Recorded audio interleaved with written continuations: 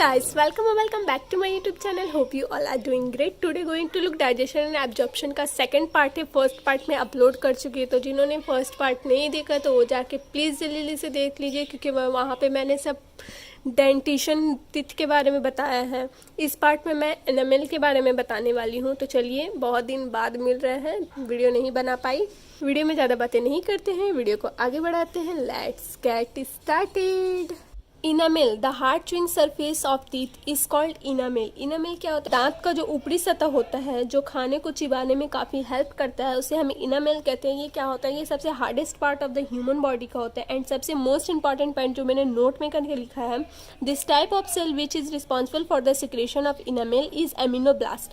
एमिनोब्लास्ट क्या होता है? इनामेल से एक सेल का सिक्रेशन होता है जिसे हम एमिनोब्लास्ट कहते हैं. Enamel forming cell known as एमिनोब्लास्ट.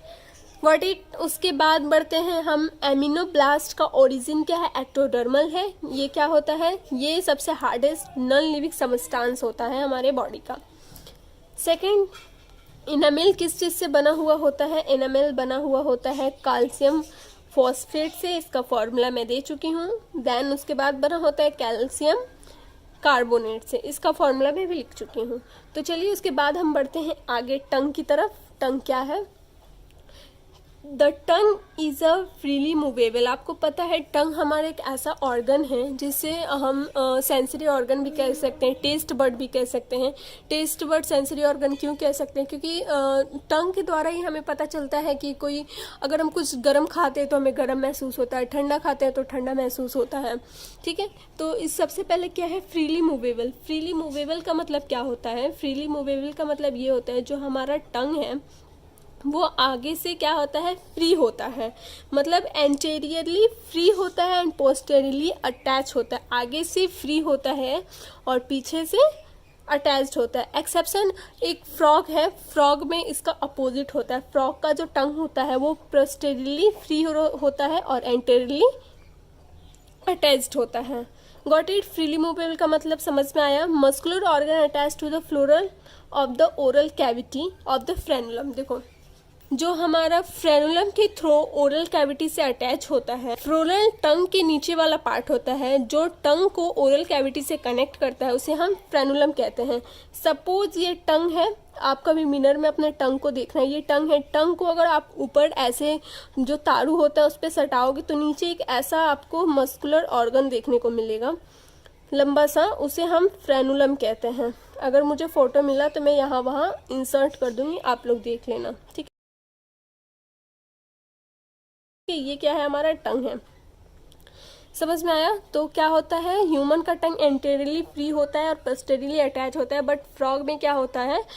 Frog में ये होता है, वो एंटेरियरली अटैच होता है और पोस्टेरियरली फ्रीली होता है. समझ में आया फ्रेनुलम का मतलब? अब वहीं पे क्या होता है, जो हमारा टंग होता है वहाँ पे छोटे छोटे स्मॉल प्रोजेक्शन पाए जाते हैं जिसे हम पैपिलिया कहते हैं. पैपिलिया क्या होता है? The upper surface of the tongue has small projection that is called papillae. जो हमारा टंग होता है उस पर छोटे छोटे स्मॉल प्रोजेक्शन होते हैं जिसे हम पैपिलिया कहते हैं. और सम ऑफ विच टेस्ट बर्ड्स, इसको हम टेस्ट बर्ड भी बोलते हैं और गैस्ट्रो रिसेप्टर्स भी बोलते हैं. गैस्ट्रो रिसेप्टर इसका सेकेंड नेम है. Very very important for NEET में कंफ्यूजन करने के लिए गैस्ट्रो रिसेप्टर दे सकता है, तो आप घबराना मत. ठीक है. पैपिलिया के भी 4 पार्ट्स है. तो 4 पार्ट्स कौन कौन से हैं चलिए देख लेते हैं.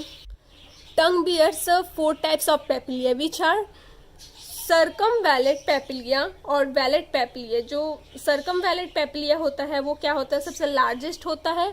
और जो फिलीफॉर्म पैपिलिया होता है ये सबसे स्मॉलेस्ट होता है. ये क्या होता है? This filiform papillae are maximum in number of without taste buds. Got it. Third number क्या होता है? फंजीफॉर्म पैपिलिया. इसमें क्या होता है? ये टेस्ट बर्ड्स होते हैं इसमें, जो स्वाद के अनुसार वर्क करते हैं. और फेसिफाइड पैपिलिया में क्या होता है? ये कहाँ पाए जाते हैं? रूमिनेंट में. रूमिनेंट मतलब जो 4 चैम्बर ऑफ स्टमक होता है. Got it.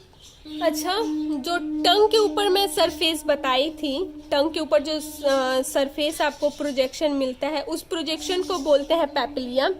पेपिलिया टंग की सरफेस पर होता है, जिसमें स्पोर प्रोजेक्शन होता है, जिसे पेपिलिया कहते हैं। ये पेपिलिया देखने में ऐसा होता है जैसे मैंने बनाया है। पेपिलिया किसको वेयर करता है? पेपिलिया एक सेंसरी पार्ट को वेयर करता है। यह सेंसरी पार्ट कौन सा पार्ट होता है? ये सेंसरी पार्ट टेस्ट बर्ड्स होते हैं। ये सेंसरी पार्ट कौन से होते हैं? टेस्ट बर्ड, जिसे हमें स्वाद का पता चलता है। तो पेपिलिया टेस्ट बर्ड को वेयर करते हैं। ओके, कुछ पेपिलिया ऐसे होते हैं जो बहुत बड़े होते हैं, जिनका नंबर ऑफ टेस्ट बर्ड बहुत हाई होता है, और कुछ पेपिलिया ऐसे होते हैं जिनका नंबर ऑफ टेस्ट बर्ड बहुत ही लो होता है। क्या होता है? लो होता है। Got it? जो बड़े बड़े होते हैं उनका हाई होता है, और जो छोटे छोटे होते हैं उनका बहुत लो होता है। और कुछ पेपिलिया ऐसे भी होते हैं जिनमें कोई भी टेस्ट बर्ड्स नहीं होते हैं। मतलब एक टंग के ऊपर 4 तरह के स्मॉल प्रोजेक्शंस होते हैं, छोटे बड़े मिला के। कुछ पेपिलिया ऐसे भी होते हैं जिनके ऊपर टेस्ट बर्ड होता ही नहीं है। ठीक है, टेस्ट बर्ड क्या है? एक सेंसरी पार्ट से। इसका कनेक्शन किससे होता है? ब्रांच ऑफ न्यूरॉन से होता है। किससे होता है? Branch of neuron. ये सब न्यूरॉन गया हुआ है, न्यूरॉन। और ये न्यूरॉन किससे कनेक्ट रहता है? ब्रेन से कनेक्ट रहता है। ये न्यूरॉन किससे कनेक्ट रहता है? ब्रेन से कनेक्ट रहता है, ब्रेन में। तो गॉट इट? समझ में आया यहाँ पे? सरफेस एजेंट इंक्रीज करने के काम करते हैं, एंड टंग के सरफेस को रब बनाने के लिए होते हैं, जिससे फूड को अच्छे से मेस्टिकेशन कर पाए। Got it? इतना समझ में आया? आई होप आपको इतना समझ में आया होगा, जो क्या कर देते हैं, ब्रेन से कनेक्ट कर देते हैं। तो चलिए आज के लिए इतना ही, मिलते हैं नेक्स्ट वीडियो में। तब तक के लिए टाटा बाय बाय।